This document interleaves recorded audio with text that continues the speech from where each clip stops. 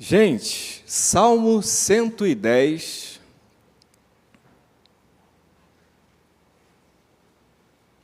Salmo 110. O título da mensagem é um dos versos do Salmo: bebe da torrente e levanta a cabeça. Bebe da torrente e levanta a cabeça. Salmo 110, Salmo de Davi. Diz assim: disse o Senhor ao meu Senhor: assenta-te à minha direita, até que eu ponha os teus inimigos debaixo dos teus pés. O Senhor enviará de Sião o cetro do seu poder, dizendo: domina entre os teus inimigos. Apresentar-se-á voluntariamente o teu povo no dia do teu poder, com santos ornamentos, como orvalho emergindo da aurora, serão os teus jovens. O Senhor jurou e não se arrependerá. Tu és sacerdote para sempre, segundo a ordem de Melquisedeque. O Senhor, à tua direita, no dia da sua ira, esmagará os reis. Ele julga entre as nações, enche-as de cadáveres, esmagará cabeças por toda a terra. De caminho, bebe na torrente e passa de cabeça erguida.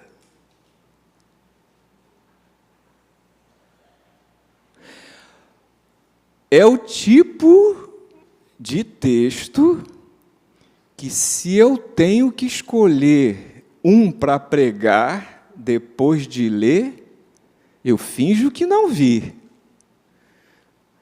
Então, como eu estou pregando 10 mensagens, que são 10 salmos que Jesus citou, é um desses. Jesus citou este salmo. Quando segunda-feira eu li, eu pensei, deu ruim. Eu não entendi, foi nada. Aí depois eu me recuperei. Não é que eu não entendi.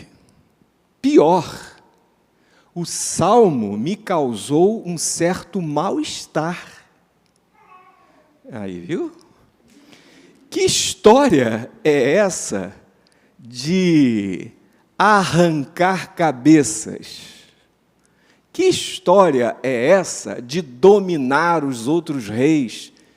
Que visão bélica é essa? Que grito de guerra é esse? Como é que eu lido com isso? Como é que eu entendo? Enfim, é o tipo de verso, é o tipo de salmo que parece que está mais para grito de guerra do que para a poesia. Sabe como que funciona grito de guerra? O grito de guerra é para animar a tropa e, simultaneamente, intimidar os adversários. Isso funciona desde uma equipe de vendas, antes do dia de trabalho começar, a uma equipe de esportes, coletivo, em que os caras vão lá, dão as mãos, ou as mulheres, e dão o grito da equipe. O grito é para deixar todo mundo concentrado, animar, mas, ao mesmo tempo, é para que o adversário ouça. Então, esse salmo, ele está mais para grito de guerra do que para poesia. Sabemos que Davi foi poeta, mas também foi rei, e foi rei guerreiro. Então, aqui, Salmo de Davi, é um salmo que está falando dessa faceta de alguém que vive em conflitos, de alguém que tem ameaça ali na fronteira e que precisa animar a tropa, mas precisa também intimidar os possíveis invasores. É isso. eu não consegui fugir. E aí vou trazer a leitura do Salmo, depois vou como que Jesus citou este Salmo e, finalmente, o que tem ele a ver conosco. Esse é o caminho, esse é o projeto. Então, o verso que é o último verso, o verso 7 do capítulo 110, que deu origem ao título da mensagem. Bebe da torrente e levanta a cabeça. Isso é o final. Mas antes do final, vamos seguir aqui alguns caminhos. Ramiro vai passar o que tem a ver Deus com esse grito de guerra. Acho que essa pergunta é fundamental. Eu fiz a pergunta no meu texto e depois eu cheguei à seguinte resposta, e que, hipoteticamente, você pode encontrar outras respostas. O que Deus tem a ver com o grito de guerra de Davi? A minha resposta foi a seguinte: nada, absolutamente nada. Deus não tem nada a ver com esse ímpeto guerreiro de um rei conquistador. Mas depois, Derek, eu dei uma amaciada e pensei assim: Deus, para mim, não tem nada a ver com esse grito de guerra, mas para Davi tinha. E quem escreveu o Salmo não fui eu, nem você. Quem escreveu o Salmo foi Davi. Então, nos importa aqui procurar saber o que para Davi significava esse grito de guerra. E para Davi, a lógica era mais ou menos o seguinte: os meus inimigos são meus inimigos, porque são os inimigos de Deus. E aqui eu não estou entrando no mérito, dizendo que está certo ou que está errado, mas para Davi, ser fiel a Deus era guerrear, era conquistar, era pilhar, era defender. E cá para nós,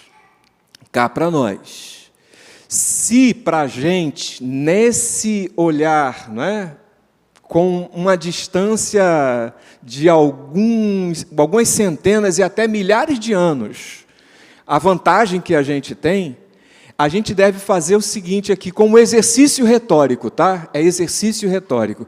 E o exercício retórico é mais ou menos o seguinte: eu conto ou você conta a Davi o que nós sabemos a respeito desse Deus que ele achava que era glorificado, que era honrado, que era servido através do seu grito de guerra? Quem é que vai contar a Davi o que ele não soube ou não teve chance de saber? Gente, com isso eu não estou tirando uma letra sequer de credibilidade desse texto. Com isso eu não estou de jeito nenhum, eliminando nada, absolutamente nada desse texto. Mas é apenas uma provocação retórica. Então vamos lá. Vamos seguir passo a passo. Vamos lá, Ramiro. Neste salmo, Deus tem lado e tem inimigos definidos. No coração, na percepção de Davi, Deus tem lado. Os meus inimigos são inimigos de Deus. E se eu os combato, eu estou servindo a Deus. Funciona assim? Ainda bem que a gente superou essa fase, não é? Ainda bem que religiosos de plantão não divide o mundo entre justos e ímpios. Ainda bem que a igreja, proclamadora das boas novas, já superou essa fase primária, infantil, no sentido não de depreciar a infância, mas infantil no sentido de amadurecimento. Amadurecemos ao ponto que sabemos que Deus não tem lado e que os meus inimigos só são meus inimigos e não inimigos de Deus, não por extensão. Eu não tenho que combater. Outra coisa, é muito curioso que onde existe esse sentimento, existe linguagem violenta. Onde existe o sentimento de que os inimigos de Deus precisam ser combatidos, resumindo, os ímpios, nós nos sentiremos legitimados pela linguagem violenta. E aí, quando usamos a linguagem violenta contra os outros, contra os culpados, contra os pecadores, contra os ímpios, geralmente nós lemos a Bíblia ao nosso favor e contra eles. Eu, ou nós, e eles. Quando leio a Bíblia, eu me sinto legitimado. E quando eu leio a Bíblia, eu tenho motivos para condená-los. E ficou simples. Ficou muito simples. Então, eu estou dizendo no texto que eu escrevi, por favor, Ramiro, Jesus era leitor dos Salmos. Gente, uma pequena curiosidade. Olha só o que diz esse Salmo.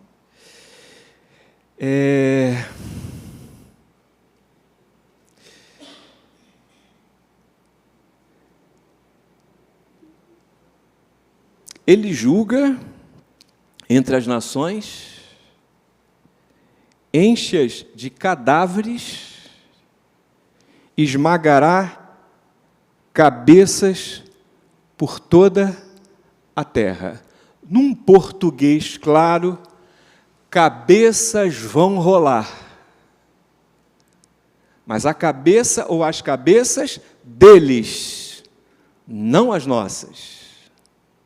Você se escandaliza com isso? Então, um leitor da Bíblia fundamentalista, que leva ao pé da letra, se sente muito justificado a ser violento. A propósito, muitas barbaridades foram cometidas na história, tendo como legitimação texto bíblico. Muita violência foi cometida, graças a Deus não são mais, usando o argumento de que cabeças rolarão e eu sou um representante de Deus na terra que posso usar dois símbolos. O símbolo do cetro, que está aqui no Salmo, que é do poder, que é da autoridade, que é da coroa, que é do rei, que governa sobre. Mas se não tem o cetro, eu também estou afiando a lâmina da espada, usando em nome de quem? Em nome de Deus. Aí teve um movimento reformista do século XVI, a Reforma Protestante, em que o pessoal estava condenando os leitores da Bíblia cristãos que estavam fazendo atrocidades com o cetro, a coroa e a espada, arrancando cabeça de quem? Dos bárbaros, dos selvagens. A grande pergunta teológica na colonização da América era se os locais, os nativos, tinham uma alma. Porque se tivessem alma, tinham que ser evangelizados.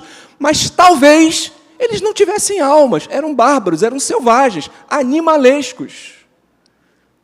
Uma vez que a gente está em dúvida sobre a humanidade deles, a gente pode barbarizar em nome de Deus, em nome da coroa, pelo poder da espada. Aí tudo bem, né? Reparamos a história.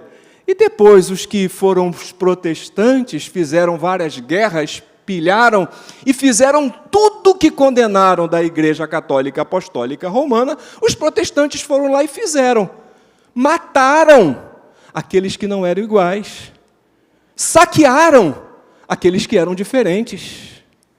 Em nome de Deus, lendo Bíblia, patenteado tanto pela Igreja Católica como a Igreja Protestante, Hitler fez o que fez.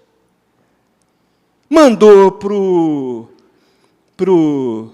lugar de morte todos os destoantes, ciganos, homossexuais, deficiente físico, judeu, o outro. Por quê? Porque nós estamos passando a limpo a vontade de Deus. E nós somos representantes de Deus. O uso do cetro, o uso da espada, pelos servos de Deus. A violência é legítima, em nome de Deus. Uau! Então Davi não está só. Jesus citou esse salmo. E graças a Deus que Jesus citou esse salmo. E eu quero te convidar a ler sua Bíblia no Mateus, capítulo 22, do verso 41 e 46.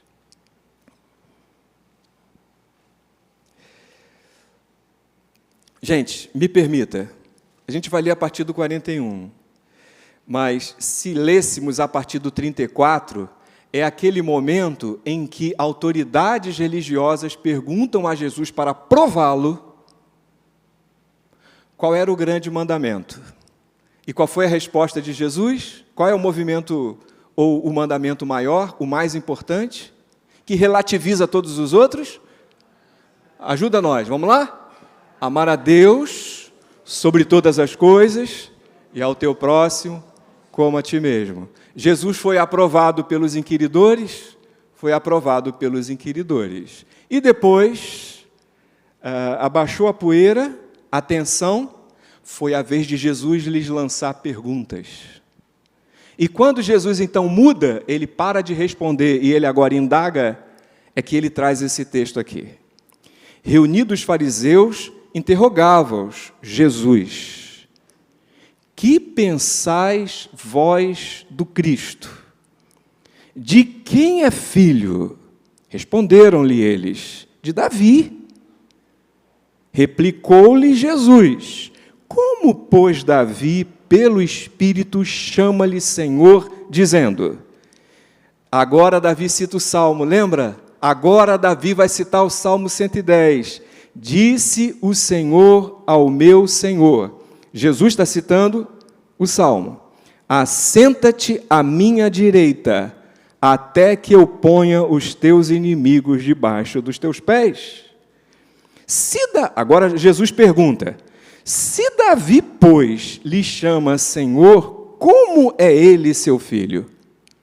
E ninguém lhe podia responder palavras, nem ousou alguém a partir daquele dia fazer-lhes perguntas. Gente, que maravilhoso. Jesus está cercado pelos fariseus. Uma pequena definição livre de fariseu. Tudo que a gente já conhece do fariseu.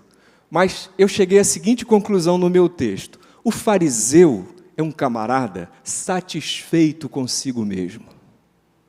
Muito satisfeito consigo mesmo. O que marca um fariseu, a marca descritiva dessa expressão religiosa, é a autossatisfação. Então, esse sujeito satisfeito está diante de uma pergunta que é: o que vocês falam a respeito do Messias? O que vocês esperam do Messias? Gente, algumas figuras. O fariseu tinha uma percepção de que ele era herdeiro espiritual, que ele recebera uma herança espiritual, que os tornava elite espiritual. Esse religioso que se sente herdeiro, ele transforma legado em legalismo. Ele pega tesouro e se sente superior. Esse traço religioso do fariseu é o traço de alguém satisfeito e abastado. Abastado. Alguém espiritualmente dotado para fazer justiça. E, portanto, legitimado para cortar cabeças. Para fazer com que a justiça de Deus se manifestasse no seu cedro, na sua espada. É com esses que Jesus está conversando. E Jesus está perguntando para esse tipo de religioso: Qual a sua expectativa? Ou o que vocês acham do Messias? O que vocês esperam do Messias? Então, esses herdeiros de uma tradição religiosa, vem de Moisés, a figura de proa, passando por Davi, o herói guerreiro, poeta, rei amado, até chegar aos inquisidores, ou os camaradas que estavam ali em conversa com Jesus. Então, resumindo muito, vai lá da lei, passando pelo traço político, econômico, social em Davi, o reinado davídico, até chegar aos fariseus, nós temos uma tradição espiritual de proa. Com esses, Jesus conversa. E a esses, Jesus pergunta: o que vocês esperam, ou o que vocês estão esperando do Messias? Porque esse texto, capítulo 110 do Salmo, é um salmo davídico e messiânico. Messiânico, e Jesus está citando o salmo messiânico e perguntando aos religiosos, herdeiros de uma grande tradição espiritual: o que vocês esperam? Gente, eu preciso resumir porque a gente tem que ir para casa. Mas a minha vontade é de falar um monte hoje aqui, Antônia. Ainda bem que a Antônia está ali para não deixar. E sabe o que é um monte para falar? É mais ou menos o seguinte. Jesus pergunta exatamente como eles perguntaram lá em cima. Eles perguntaram a Jesus lá em cima: qual é o grande mandamento? E Jesus responde dentro das expectativas e tirou 10 na prova. Amar a Deus sobre todas as coisas e ao teu próximo como a ti mesmo. Parabéns, 10. Agora Jesus pergunta: o que vocês esperam do Messias? Quem é o Messias para vocês? O que vocês pensam do Messias? E Jesus cita Salmo 110. Remete à figura tanto legal de Moisés, como à figura real, a figura de Davi. Para depois Jesus Cristo destoar de tudo isso e se apresentar não como aquele que corta cabeças, mas aquele que estava fora do figurino religioso, às expectativas dos religiosos. Eles não reconheceram Jesus como Messias. E Jesus está reivindicando uma autoridade. E a autoridade que Jesus está reivindicando está citando a fala de Davi, falando: Davi chamou o Messias de Senhor, porque sabia, e sabemos, que o Messias é maior do que toda a tradição judaica, e a gente acrescenta, é maior do que toda a tradição judaica cristã. E Jesus Cristo é muito provocativo e muito simples, é uma pergunta que desmonta uma baita estrutura. O que dizeis, o que pensam vocês do Messias? Feita a referência ao Salmo 110, Jesus Cristo está interpretando o Salmo 110. E aí, a minha perplexidade terminou quando eu comecei a escrever, quando eu comecei a imaginar que Jesus Cristo é o melhor leitor da Bíblia que a gente deve espelhar. Na dúvida, ficamos com Jesus. Jesus Cristo está falando que não é a nossa religião que estabelece a justiça na terra. Jesus Cristo está falando que a sua mensagem de remissão é a ação do Messias, é a ação de Deus na história. E Jesus Cristo, ao citar o Salmo 110, ele está fazendo uma lembrança que depois João cita no Apocalipse, que Deus, quando intervém na história humana, na história dos homens, ao lado do Pai, à destra de Deus, está Ele, o Messias. Mas se você quiser ir a João, João é mais alegórico ainda, e é mais estrondoso ainda. Quando João fica perplexo, porque parecia que a história da humanidade era ruína sobre ruína, era violência sobre violência, não havia esperança, ele teve uma visão. E a visão é que o céu se abriu, e ele viu Deus sentado no trono, e ele viu à destra do Pai um cordeiro como que morto, um cordeiro degolado. mas que reinava sobre os povos. Dá para entender o que Jesus está dizendo, que não cabe nenhuma religião, nem na nossa? É um Deus que se entrega. Não é um Deus que corta cabeças alheias, mas é um Deus que dá o seu Filho único. Não é um Deus que mata. Não é um Deus que deseja mal. Não é um Deus que tem inimigos. Mas é um Deus que se doa pelos seus inimigos. É um Deus que se dá por quem o maltrata. E é a esse que nós seguimos. Esse é Senhor nos céus, na terra, na igreja, na nossa vida. É a Ele que nós recorremos. A religião vai nos escandalizar, mas em Cristo a gente vai se reconciliar com Deus. O que temos a aprender nesse texto, ou nesses textos, é algo muito singelo. E o singelo que temos a aprender com Jesus está descrito aqui diante das autoridades que se sentiam herdeiros espirituais, de grandes tradições espirituais. Jesus Cristo se coloca como vulnerável, como um Messias, não reconhecido, até hoje não reconhecido por tantos e tantos. Inclusive, alguns até que se acham cristãos, mas começam a fazer uma crítica quanto à figura de Cristo. Cristo é o Cristo histórico, que eu sigo como exemplo, mas não remiu os meus pecados, não me dá a vida eterna. E se você perguntar a essa pessoa, eu sou cristão, eu estou na igreja, eu prego, eu sou pastor, mas esse Cristo de vocês é a alegoria, é a infância do pensamento. Não, é o que Paulo disse, é a loucura do Evangelho. Uns querem sinais, outros querem sabedoria. Dizia Paulo, o intelectual, eu prego a Cristo, crucificado. Escândalo para uns, né? E o que para outros? Loucura para outros. Loucura para os sábios, escândalos para os religiosos. É esse que eu prego, sem mais, sem menos. Que coisa maravilhosa, Jesus não está em nada negando Davi, e na perspectiva histórica de Davi, está tudo certo com Davi. Davi foi usado para trazer, inspirado para trazer esse salmo. Não é uma reprimenda a Davi, é histórico. É como que Deus, em Cristo Jesus, torna o texto de Davi compreensível para o próprio Davi, que não pôde ter essa revelação. E nós tivemos no Evangelho. Gente, precisamos da revelação do Espírito Santo. Espírito Santo de Deus, acredita nisso?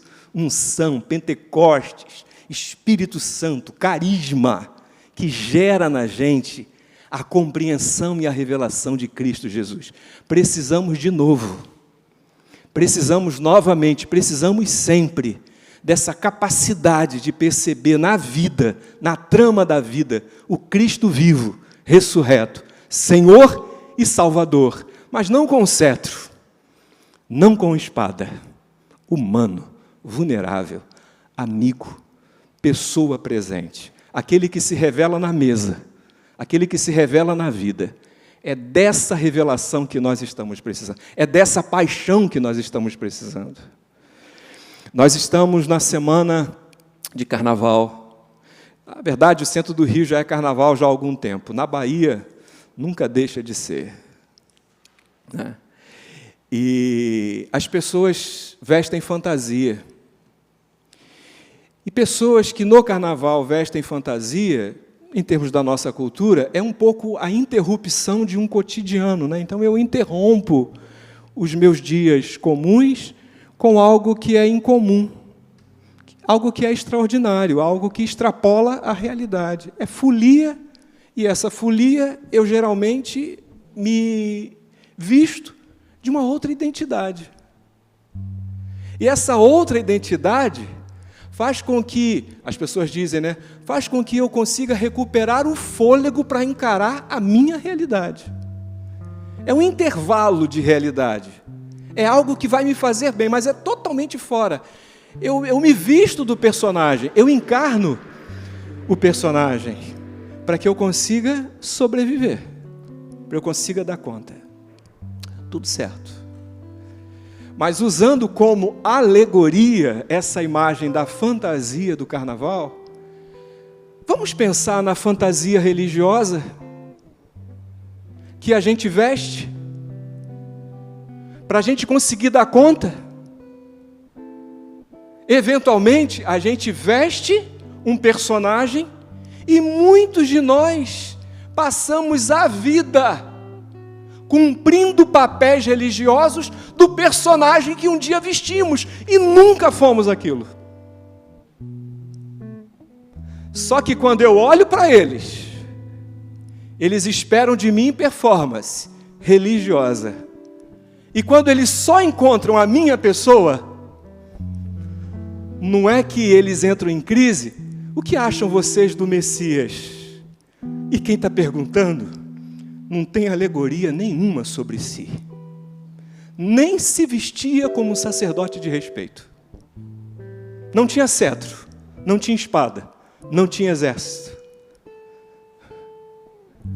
Só Ele.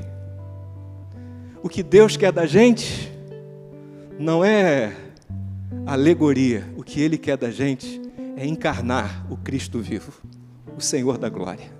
E que vejam Cristo em nós, que nos resistam, que nos descredenciem, mas que vejam Cristo em nós, meigo e suave. É o desejo do meu coração, para você e para mim. Amém.